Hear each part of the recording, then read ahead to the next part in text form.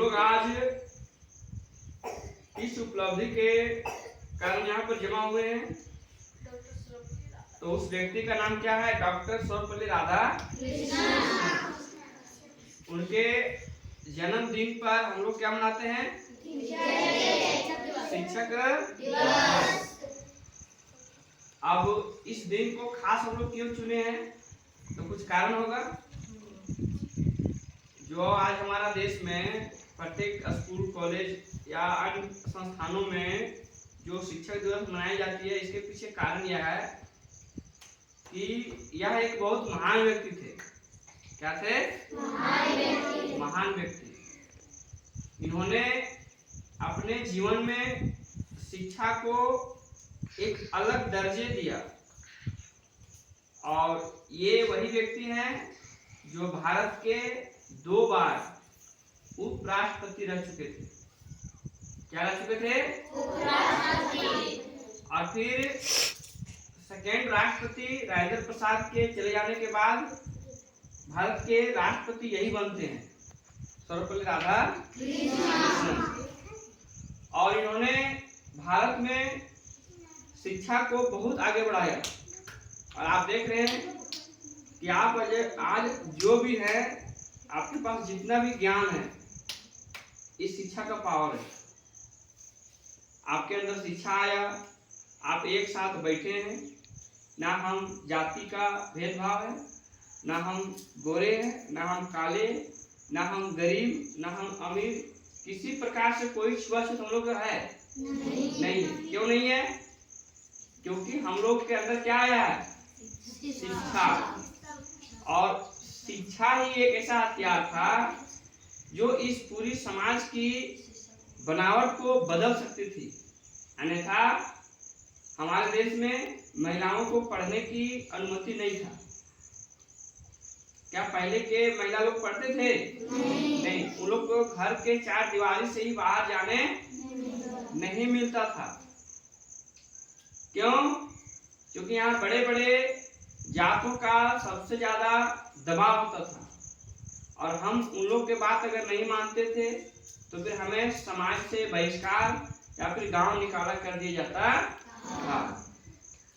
इस लड़ाई को सबसे पहले किसने लड़ा था? तो उस व्यक्ति का नाम है ज्योतिबा फुले।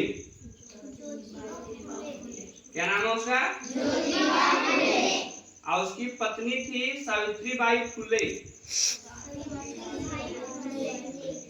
इन्होंने भारत में सर्वप्रथम स्कूल खोले थे, क्योंकि ये लोग अंग्रेज के समय भारत में शिक्षा को आगे बढ़ाए और ये लोग को इतना दबाव मिला था कि ये लोग अपना गांव तक छोड़ दिया था, या ये लोग गांव वाले इन लोग को भगा दिए थे। सोचिए कि शिक्षा को आज हमारे सामने लाने में इन लोगों का बहुत बड़ा भूमिका है और हमें इन लोगों को हमेशा अपने सीने में क्या रखना चाहिए? आदर भाव रखना चाहिए।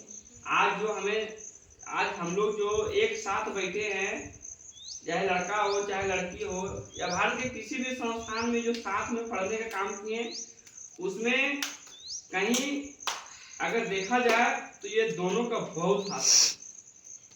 फिर दूसरे महापुरुष आए, बाबा साहब अम्बेडकर जी। फिर इन्होंने महिला शिक्षा के लिए बहुत बड़ी लड़ाई लड़ी थी।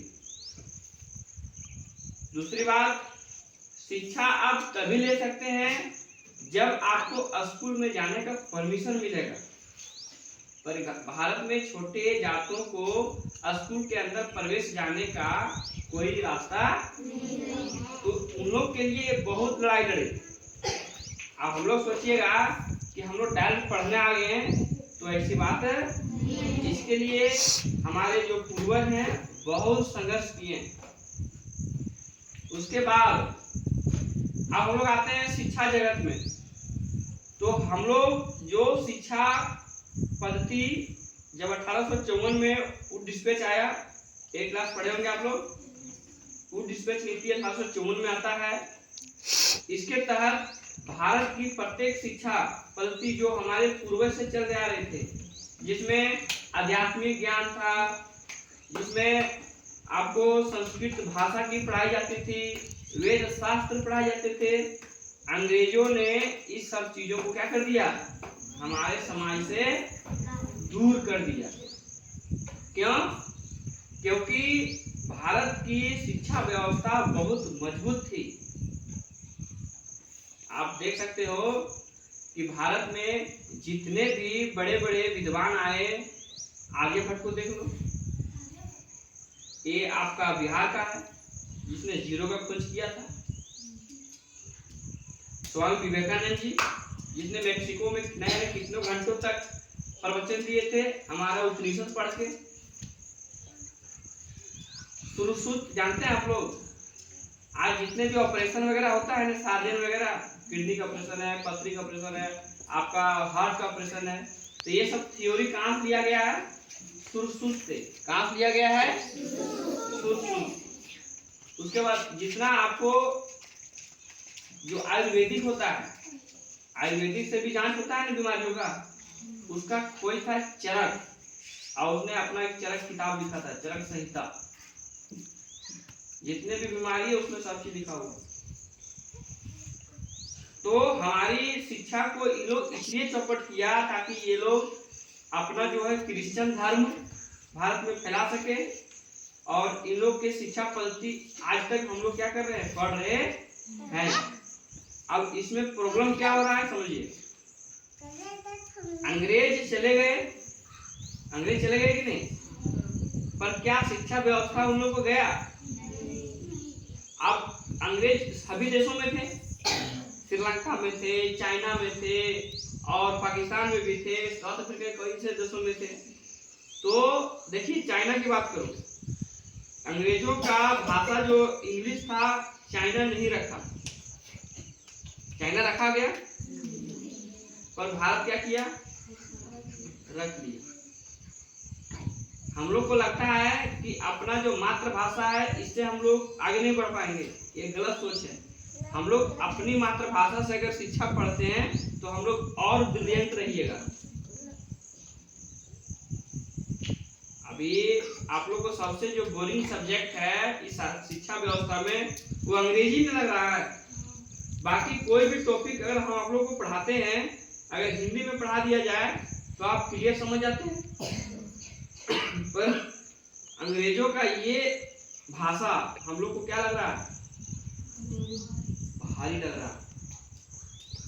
और सरकार को चाहिए कि ये पद्धति हम लोग से दूर रखे, हम लोग को अपना वो पद्धति लाइए जिसे बड़े बड़े ऋषि मुनि जो पढ़ाई करके आध्यात्मिक ज्ञान भी लेते थे, प्लस में दुनिया के हर एक चीज को सॉल्यूशन करते थे। आज हम लोग को जो शिक्षा व्यवस्था है, यह एक ऐसी शिक्षा व्यवस्था है जहाँ 2 क्लास का बच्चा को 10-10 किलो बैग में कॉपी किताब भर के रख दीजिए। अब सोचिए कि 2 साल का बच्चा या दूसरा क्लास में जो बच्चा पढ़ रहा है, तीसरा क्लास में पढ़ रहा है, वो 15-20 किताब स्कूल ले जा रहा है, तो 15-20 किताब उसके माइंड में समझ में आएगा?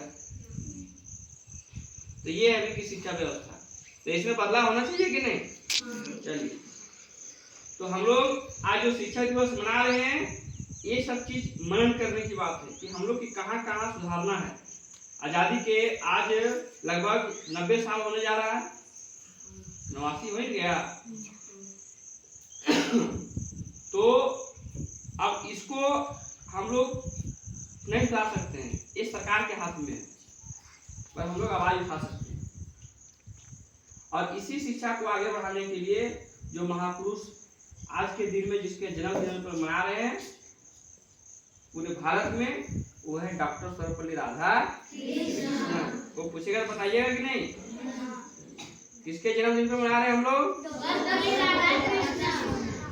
और शिक्षा हर एक इंसान को जरूरी है?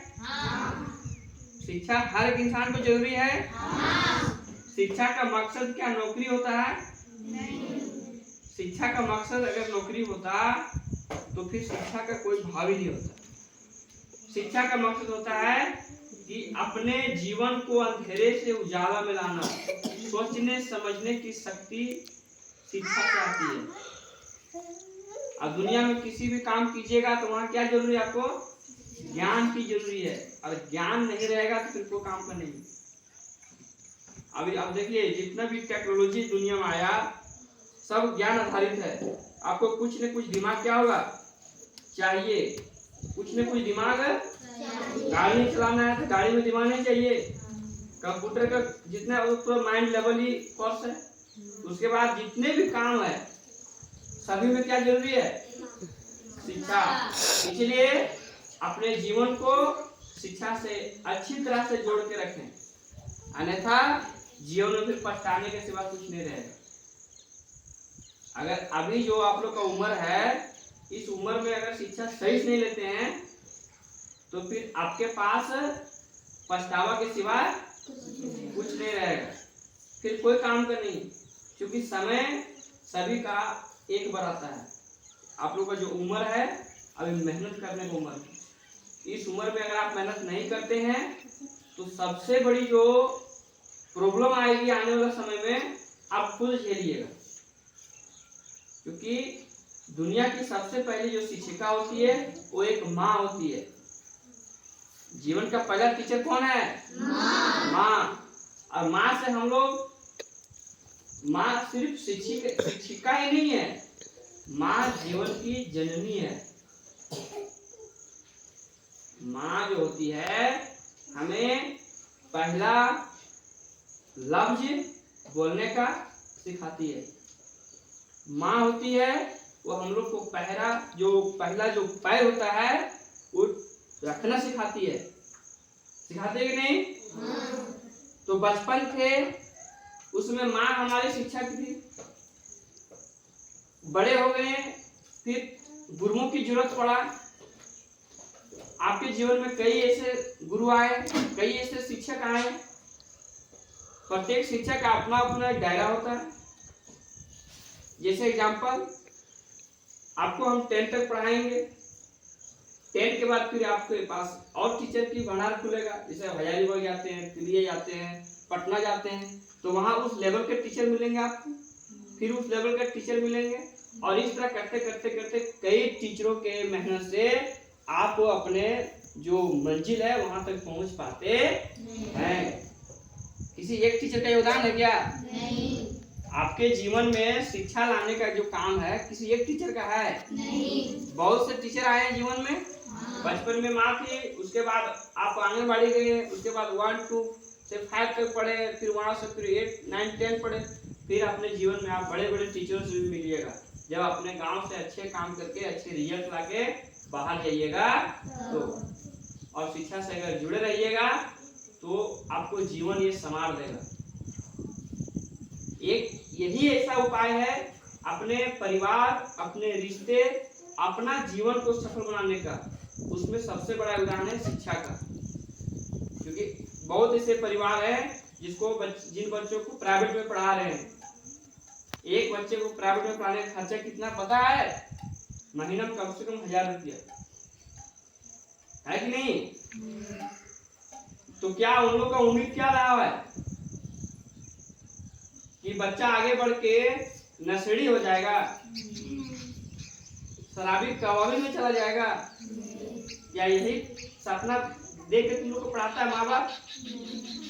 तो हमें शिक्षा से इस तरह से जुड़ना है ताकि इसका अलग रास्ता हमें ना मिले। जैसे आज देख रहे हो कितने कम उम्र के बच्चे लोग नशा कर रहे हैं, दारू शराब पी रहे हैं, बीड़ी सिगरेट पी रहे हैं। तो क्या उन लोग को माँ का सपना यही था? नहीं। तो माँ का, बाप का सपना क्या है कि बच्चा जिस तरह हम उस पर खर्च कर रहे हैं आने वाले समय में हमारी वो सहारा बनेगा। इसलिए मकसद है उन लोग का कि एक अच्छा और सफल पूर्वक बच्चे को हम शिक्षा दें ताकि हमारे बुढ़ापे में क्या हो सहारा बने। पर गलत तरीके से जिंदगी अगर चलिएगा तो बुढ़ापा तक रहिएगा ही नहीं।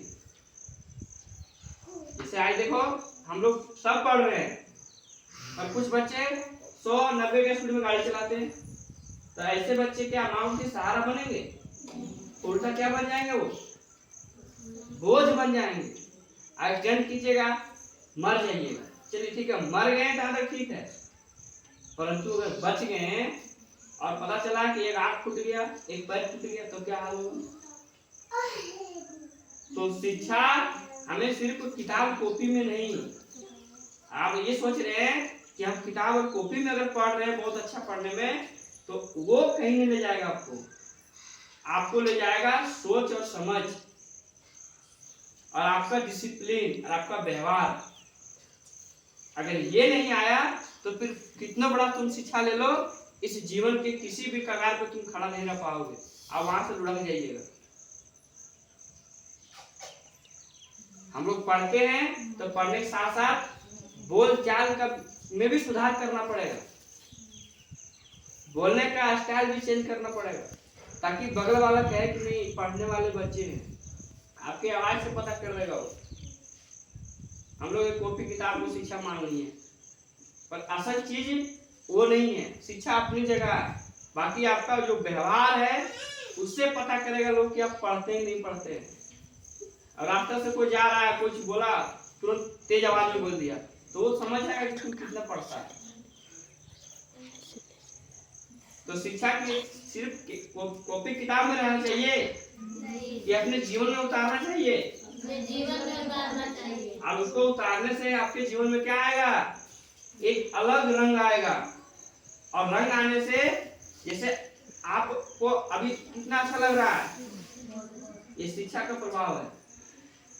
आपको लग रहा है कि आपको खुले मैदान में छोड़ देंगे कितना शांति से बैठिएगा? नहीं बैठिएगा। तो शिक्षा को ऐसा लेना है जीवन में ताकि हम लोग लगे कि पढ़े लिखे लोग हैं, कॉपी किताब में नहीं है। आपके वो खुशबू आना चाहिए कि हाँ आप पढ़े लिखे व्यक्ति हैं, तब जाके कहीं आप सक्सेस होइएगा जीवन में। चलो हम लोग सेलिब्रेट करते हैं, बंद कर दो।